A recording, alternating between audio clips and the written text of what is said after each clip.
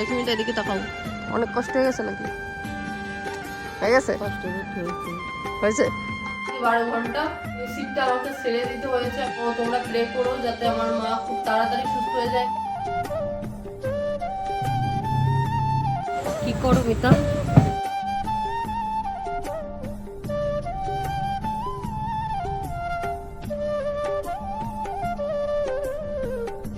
ঘুম পাচ্ছে না? সুস্থ আছো? খাওয়া যাবে না? ট্রেন দাঁড়ায়নি তো তার একটু সামনে 3 কিলোমিটার এগিয়ে চলে এসছে, সেখানে আমরা নেমে গেছি। এবার তোমাদেরকে অ্যাকচুয়াল যে ফ্যাক্টটা আমি সেই আগের দিন থেকে বলার চেষ্টা করছি সেটা বলি।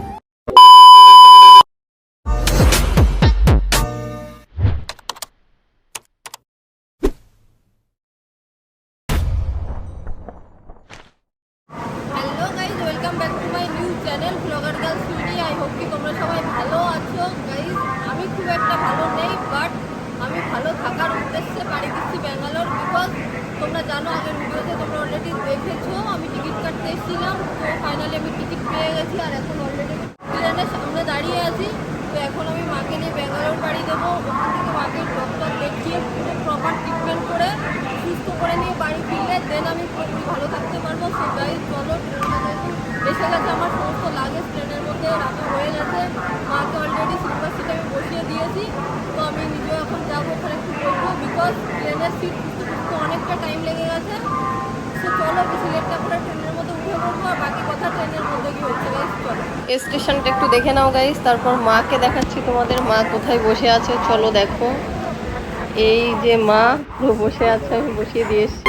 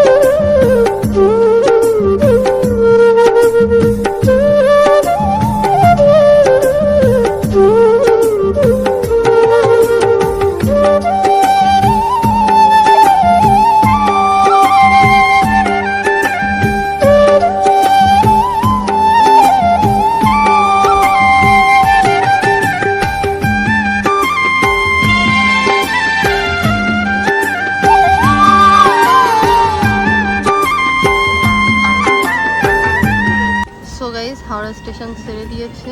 এই যে ট্রেনটা চলা স্টার্ট হয়ে গেছে, আস্তে আস্তে করে যাচ্ছে। কি করো মিতা? ঘুম পাচ্ছে না? একটু হচ্ছে না? না। সুস্থ আছো বলো? পুরোপুরি সুস্থ হয়ে যাবা না গেলে? দেখো গাইস, মা কত খুশিতে শুয়ে আছে। আমি যেন এইভাবে খুশি খুশিতে নিয়ে যেতে পারি, দেন প্রপার সুস্থ করে ফিরতে পারি। তোমাদেরকে পরে নেমে আমি মায়ের কি সমস্যা সেটা জানাবো।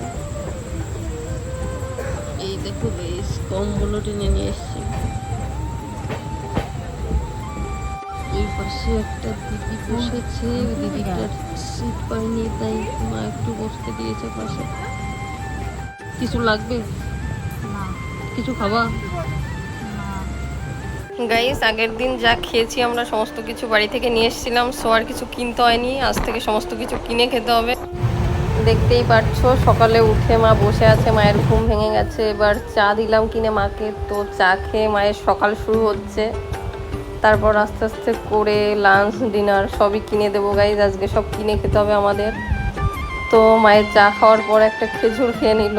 এবার বেশ কিছু সময় বসে থাকবে, দেখবে চারপাশটা তাকিয়ে তাকিয়ে। আমি সেটাই বলেছি, চারপাশটা দেখবা, ভালো লাগবে। সবসময় শুয়ে থাকতে পারে না মা, মায়ের কষ্ট হয়তো বসেই আছে। গাইস দুপুর হয়ে গেছে, তার জন্য মায়ের লাঞ্চ আমি রেডি করিয়ে দিয়েছি। তো এখন এটা খেয়ে নিচ্ছে, দেখতেই পাচ্ছ তোমরা। এগ আছে সাথে, আর ডাল দিয়েছে সাথে, প্লাস একটু পাঁপড়ও আছে। তো সেগুলোই খাচ্ছে। এই এসি ছাড়া গাইজ মায়ের খুবই কষ্ট হচ্ছে। দেখো পুরো ঘেমে যাচ্ছে, ঠিক আছে, কিন্তু কিছু করার নেই। এছাড়া আমি আর কী বা করতে পারতাম, কেন কি আমরা পাইনি টিকিট এসিতে। ইভেন এটাই পাচ্ছিলাম না, এটার জন্য প্রচুর সমস্যা হয়েছে।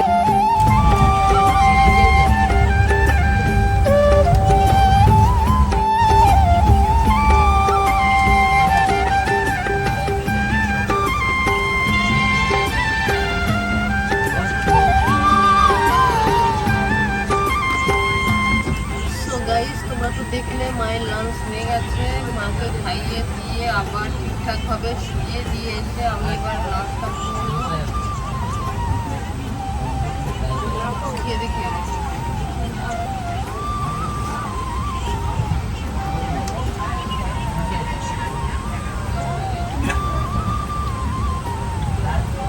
মোটামুটি খাওয়া যাবে এরকম একটা হবে।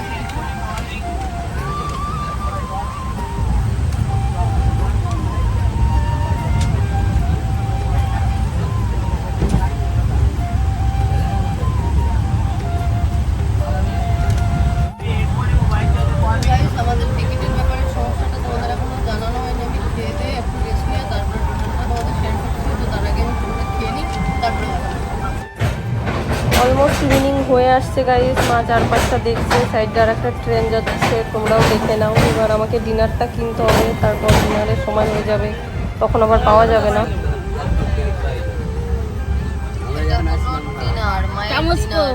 চামচ লাগবে? চামচ ছাড়া খাওয়া যাবে না? হাতে খায় নাকি? ডিনার খাবার? ডিনার চামচ লাগবে? ও চামচ ধুতে হয় না।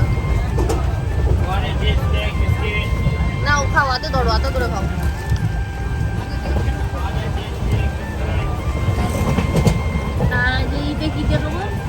কি দিয়ে?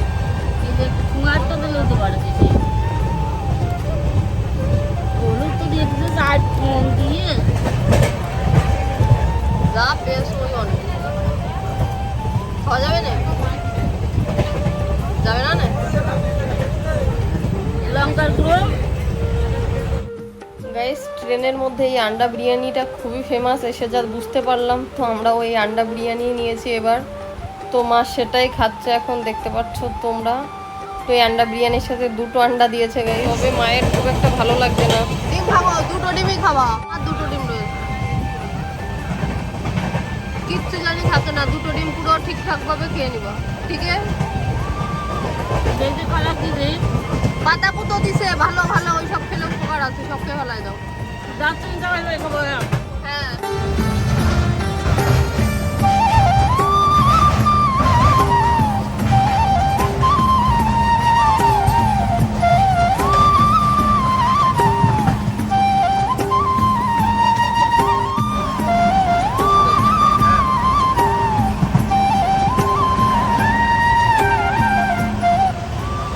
ছাড়া গাইজ অনেকেই ট্রেনে উঠে পড়েছে, তো টিটি তাদের ফাইন করছে, কেউ না দিয়ে নেমে যাচ্ছে। তো এগুলো দেখছি আর আমি খাচ্ছি, ঠিক আছে? মানে মন দিয়ে খেতে পারছি না, ওদিকেই চোখ যাচ্ছে।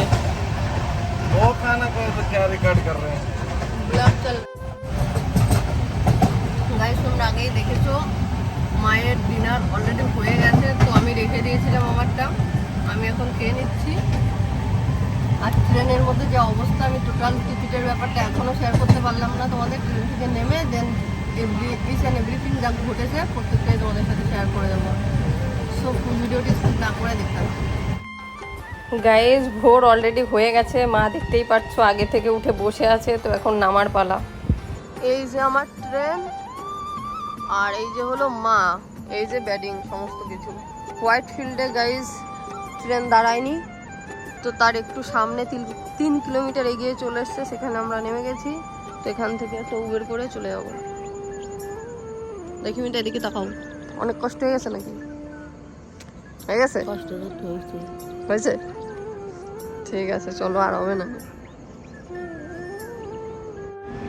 গাইজ এখন বাজে সকাল 5:30, মানে 5:30। তো আমরা ট্রেন থেকে অলরেডি নেমে গেছি, তোমাদের সেটা দেখালাম। গাইজ মাকে নিয়ে একা এসেছিলাম, তো আমার একটু টেনশন ভিতরে সবসময় কাজ করছিল, বাট সেটা আমি মাকে বুঝতে দিইনি। ইভেন মাও আমাকে নিজে সাহস জুগিয়েছে যে টেনশন করিস না, আমি সুস্থই থাকবো, সমস্যা হবে না। আর মা এটা বুঝেছে সত্যি যে হ্যাঁ আমি একা নিয়ে এসেছি, তো আমার উপর প্রেশার পড়ে যাবে। তো মা যথেষ্ট সুস্থ থাকার চেষ্টা করেছে, সব সময় চেষ্টা করেছে পজিটিভ থাকার, সেই জন্য আর কি কিছু হয়নি। তো আমরা সুস্থভাবেই ট্রেন থেকে নেমেছি। আর একটা মজার এক্সপিরিয়েন্স বলি তোমাদেরকে, শুনলে বুঝতে পারবে কি ঘটনাটা ঘটেছে। গাইজ এই ট্রেনটা মোটামুটি নামবে এখান থেকে আরও অনেকটা দূরে, ঠিক আছে, মানে থামবে। তো সেখান থেকে আমাদের উবেরে করে আসতে মোটামুটি ভাড়া লাগবে 500 থেকে 700 টাকা। তো তাই আমার মনে হলো হোয়াইট ফিল্ডে যখন ট্রেনটা দাঁড়াই না, তো 3 কিলোমিটার আগে এসে না সিগন্যাল পাইনি, তো দাঁড়িয়েছে। বুঝতেই পারছিলাম এখানে মোটামুটি আধা ঘন্টা মতো দাঁড়িয়ে যাবে, তাই জন্য আমি একটা রিস্ক নিয়েই মাকে নিয়ে পুরো এখানে নেমে পড়েছি গাইস। তো এখান থেকে আমি উবের করে চলে যেতে পারবো, মেবি আমার 100-150 ভাড়া লাগবে, মাত্র 3 কিলোমিটার এসছি। তো সবাই বারণ করছিল না এখানে নামতে হবে না, বাট কয়েকটা ছেলে আমাদের একটু হেল্প করলো, আমাদের লাগেজগুলো নামিয়ে দিল, মাকে ধরে নামিয়ে দিল। গাইস আমি যে রিস্ক নিয়ে এখানে নেমে পড়েছি তার পেছনে একটাই মেন কারণ ছিল, কারণটা এটা যে আমি যদি অ্যাকচুয়াল ইয়াসেনপুর স্টেশন যেখানে গাড়িটা একদম থামবে সেখানে নামতাম, তাহলে কি ওখান থেকে এই হোয়াইট ফিল্ড আসতে আমার অনেকটা টাইম লেগে যেত, তাহলে আজকে আর আমি মাকে নিয়ে হসপিটাল যেতে পারতাম না। কিন্তু হসপিটাল যাওয়াটা বেশি ইম্পর্টেন্ট ছিল, তার জন্য আমি একটু রিস্ক নিয়ে আগেই নেমে গেলাম। বিকজ গাইজ এখান থেকে মাত্র 3 কিলোমিটার আমি যেখানে থাকবো সেখানে যেতে, তো তাই আর কি আমি তাড়াতাড়ি এখানেই নেমে গেলাম। আগের দিন রাত 11টার সময়, তো টোটাল 32 আওয়ার্স লেগেছে আমার এই ব্যাঙ্গালোরে পৌঁছাতে। যাই হোক ফাইনালি আমি পৌঁছে গেছি। তাই উবের বুক করেছি, ওই দেখো উবের চলে এসছে, এটাই উঠে দেন আমি হোটেলে যাবো। মা উঠে গেছে, এবার আমি সামনে উঠে যাবো ব্যাস।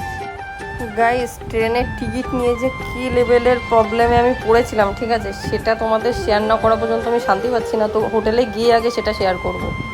সো গাইস ফাইনালি আমি আর মা ব্যাঙ্গালোর এসে পৌঁছেছি। তো তোমাদেরকে ট্রেনের মধ্যে বারবার আমি বলার চেষ্টা করছিলাম যে আমার টিকিটে কি প্রবলেম হয়েছে, বাট বলা হয়ে ওঠেনি। তার কারণ ট্রেনে প্রচুর ভিড় ছিল, ইভেন এত নয়েজ ছিল যে যা বলছিলাম কিছু শোনা যাচ্ছিল না। তাই আমি ভেবে নিলাম যে একবার আমি রুমে এসেই বলবো। তো আমি রুমে চলে এসেছি, তাই এখন তোমাদেরকে টিকিটের ব্যাপারটা ক্লিয়ার করতে চাইছি। গাইস আমার টিকিটটা খুবই প্রয়োজন ছিল, তোমরা আগের ভিডিওতে জেনেছো। তো সেক্ষেত্রে আমি ওখানকার মানে হাওড়া স্টেশনে গেলাম, ওখানেও টিকিট কোনো পাচ্ছিলামই না, সবই ওয়েটিং। তো সেক্ষেত্রে আমি ব্রোকারের হেল্প নিতে বাধ্য হই, বাধ্য না হলে আমি ওটা নিতে চাইতাম না গাইস। তো সেখানে আমাকে বললো আমাকে তৎকাল প্রিমিয়াম টিকিট দেবে নাকি প্রিমিয়াম তৎকাল, হ্যাঁ প্রিমিয়াম তৎকাল। তো সেটা খরচ পড়বে 2500 করে এক একজনের। তো মায়ের 2500 আমার 2500 দেন 5000 হলো। ওদের এবার 1000 করে এক্সট্রা চার্জ এক একটা টিকিটের জন্য। তো সেক্ষেত্রে হচ্ছে 3500 করে। তো আমি বললাম ঠিক আছে, যেহেতু আমার দরকার তো ঠিক আছে কোনো ব্যাপার না। তো তারা জানালো সকালে এসে জানি আমি টিকিট নিয়ে যাই। তো তাদের আমি চিনি না জানি না, আমি পুরো 5000 টাকা তাদেরকে দিয়ে এলাম, বাকিটা গিয়ে দেবো এরকম একটা ব্যাপার। তো গাইস তাদেরকে না চিনে আমি 5000 টাকা দিয়ে চলে এসেছিলাম। আর কালকে সকালে মানে যখন টিকিটটা নিয়েছি তার পরের দিন সকালে দিয়ে টিকিট নিয়ে নেবো, দেন আমি পরের দিন বেরিয়ে যাবো, এরকম একটা ব্যাপার ছিল। বাট গাইস আমি বাড়ি আসার পর তারা আমাকে জানায় যে এক একটা টিকিটে আরো 500 করে এক্সট্রা পে করতে হবে। তো আমি বললাম আগে কেন আমাকে বলেনি, এখন বলছে এটা তো ঠিক নয় না। তো আমি একটু বোঝানোর চেষ্টা করলাম এরকমটা ঠিক নয়, বাট তারা তো বুঝবে না, বিকজ তাদের তো টাকা বেশি নিতেই হবে, এরকমই করে মেবি ওরা সবার সাথে। তো আমার সাথেও সেটাই করছিল। তো সেক্ষেত্রে গাইজ আমি যখন বললাম যে হ্যাঁ ঠিক আছে চলো আমি ওই টাকা এক্সট্রা দিয়ে দেবো, টিকিটটা যেন কনফার্ম হয়, আর টিকিটটার সিটগুলো যেটা আছে না সেটা যেন পুরো নিচে হয় আর একই জায়গায় হয়। বাট পরের দিন যখন আমি টিকিটটা আনতে যাব তখন ওরা বলে এখন এসো না, একবারে যাওয়ার সময় 1 ঘন্টা আগে এসো, টিকিট নিয়ে নিও। তখন আমি বললাম আচ্ছা ঠিক আছে সমস্যা নেই, তাহলে নিয়েই নেবো আর কি। বাট তখন আমি যখন লাগেজ নিয়ে আমার মাকে নিয়ে অলরেডি বেরিয়ে পড়েছি, পুরো হাওড়ায় পৌঁছে গেছি, তখন তারা জানে আরো 500 করে এক্সট্রা তাদের পে করতে হবে, দেন আমি টিকিট পাবো, না হলে আমার টিকিটটা অন্যের কাছে সেল করে দেবে। গাইস কি বলবো, আমার এত রাগ হচ্ছিল, এত খারাপ লাগছিল, মানে তাদের সাথে আমার নিজে সিরিয়াসলি মারামারি করতে ইচ্ছা করছিল, এত খারাপ বিহেভিয়ার করলো আমার সাথে। বাট কিছু করার নেই, মা যেহেতু অসুস্থ তো আমাকে ব্যাঙ্গালোর আসতেই হবে। তো সেক্ষেত্রে বাধ্য হয়ে আমি ওটা নিলাম। বাট হ্যাঁ আমি প্রচুর চেষ্টা করেছিলাম, ইভেন কিছুটা ঝামেলাও হয়েছিল, মা ঠেকিয়েছে। কিন্তু তারা কি করেছে জানো তো গাইস, এটাই শেষ না, এখানে শেষ হয়ে গেলে ব্যাপারটা মিটে যেত, কোনো সমস্যাই ছিল না, ঠিক আছে টাকার উপর দিয়ে সমস্যাটা মিটে গেছে। বাট না, তারা আমাকে একটা কনফার্ম টিকিট দিয়েছে, আর একটা কনফার্ম না। একটা টিকিট মানে যেটা কনফার্ম না সেটা আমি সিট পেয়েছি হলো 1 দিন 1 রাত, মানে 24 ঘন্টার পেয়েছি, আর বাকি যে 12 ঘন্টা ওইটা পুরো টিকিট ওই সিটটা আমাকে ছেড়ে দিতে হয়েছে। আমি একটা সিটে মানে মায়ের সিটে করে আমাকে আসতে হয়েছে। তো মানে এইরকম বিহেভ করেছে, ঠিক আছে। তো আমি তোমাদেরকে এটাই জানাতে চাইছি গাইস, যতই প্রবলেম হোক না কেন এরকম দালালের থেকে, মানে দালাল বলো ব্রোকার বলো, এদের থেকে টিকিট নিও না, চেষ্টা করো প্ল্যাটফর্মের টিকিট কেটে ট্রেনে উঠে যাওয়ার, যেটা আমি ফার্স্টে ভেবেছিলাম বাট করিনি। ওখানে টিটির সাথে কথা বলে এমার্জেন্সিতে অনেক সিস্টেম হয়ে যায়, তারা বরং তো সিটের অ্যারেঞ্জ করে দেয় যদি এমার্জেন্সি থাকে। তো ব্রোকারের থেকে টিটির সাথে কথা বলা বেশি বেটার বলে আমার মনে হলো। তো তোমরাও সেটাই করো। যাই হোক গাইস আমি ব্যাঙ্গালোর পৌঁছে গেছি, মাকে নিয়ে সুন্দরভাবে পৌঁছেছি। তো তোমরা প্রে করো যাতে আমার মা খুব তাড়াতাড়ি সুস্থ হয়ে যায়, মাকে পুরোপুরি সুস্থ করে নিয়ে খুশি মনে জানি আমি বাড়ি ফিরতে পারি। তারপর গিয়ে তো তোমাদেরকে নতুন নতুন বেটার ব্লগ আমি শেয়ার করতে পারবো। আর আমি চেষ্টা করবো এখানে মাকে কোথায় ডক্টর দেখাচ্ছি, কি করছি সেগুলোর উপর একটু ব্লগ ক্রিয়েট করার। কেন কি আমার মা নিজেও চাই যে হ্যাঁ আমি ব্লগগুলো করি, ইভেন ভাই চাই, তো সেক্ষেত্রে আমি নিজেও চাইছি যে হ্যাঁ করবো। তোমরা সাপোর্ট করো, পাশে থাকো, আর স্কিপ না করে ফুল ভিডিওটি দেখো প্লিজ। যারা যারা আমার চ্যানেলটিকে সাবস্ক্রাইব করোনি সাবস্ক্রাইব করে দাও। আর এই ভিডিওটি গাইজ কোনোভাবে যদি তোমাদের ভালো লেগে থাকে লাইক কমেন্ট শেয়ার করতে ভুলো না। তো গাইজ এই ভিডিওটি আমি এখানেই শেষ করছি। দেখা হচ্ছে নতুন কোনো ভিডিওর সঙ্গে, যেখানে আমি মাকে নিয়ে ডক্টর দেখাতে যাব বা এখানে বাদ বাকি আর কি করছি সেগুলো নিয়ে এসো গাইজ। ততক্ষণ ভালো থেকো, সুস্থ থেকো আর সেফ থেকো। By guys.